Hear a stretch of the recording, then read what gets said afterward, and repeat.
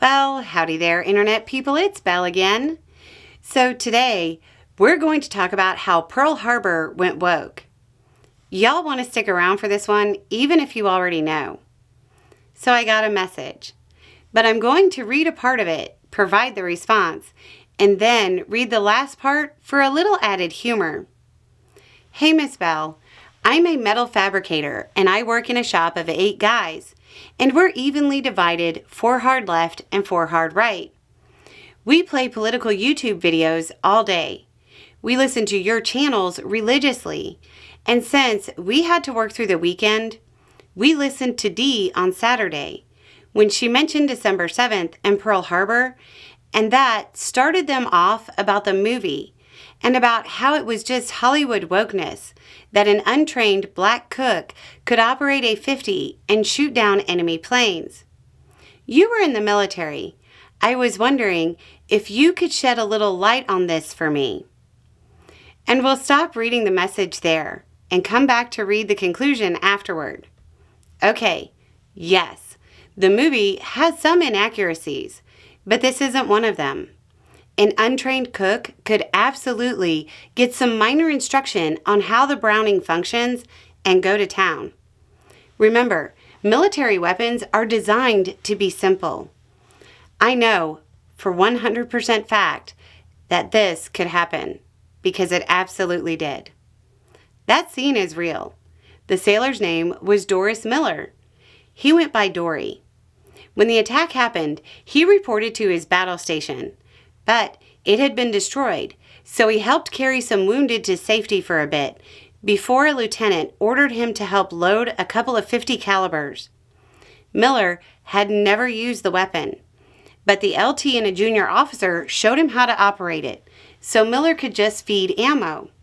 But when the officers wound up having their attention drawn elsewhere because of the chaos, Miller started engaging the incoming aircraft. And he ran that thing until he ran out of ammo. The exact number of planes he downed is debated, but he definitely knocked some out of the sky.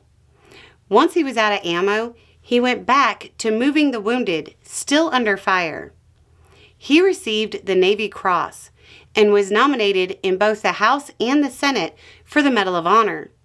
The Secretary of the Navy opposed him getting the Medal of Honor, which fits, because he held some pretty messed up views about black sailors. There were attempts to authorize the Medal of Honor for Miller as recently as 2020. But he got the one honor in the Navy that might actually be an even bigger deal than the Medal of Honor. The USS Miller was commissioned in 1973 and then decommissioned in 1991. The next USS Miller is currently under construction and will be a nuclear-powered aircraft carrier and is set to be commissioned in 2032.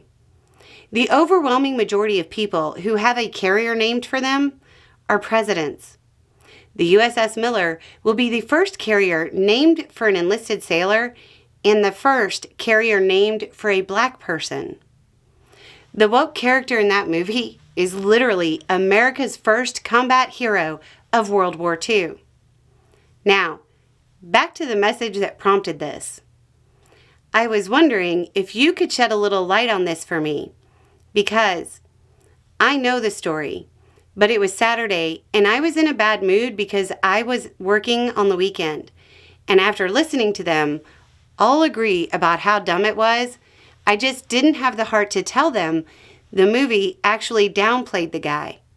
Also, if you do a video, you might want to warn them that the only reason I knew is because the owner told me when I asked about his time in the Navy.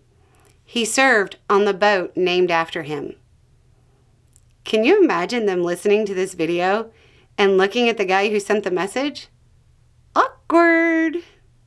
Anyway, it's just a thought. Y'all have a good day.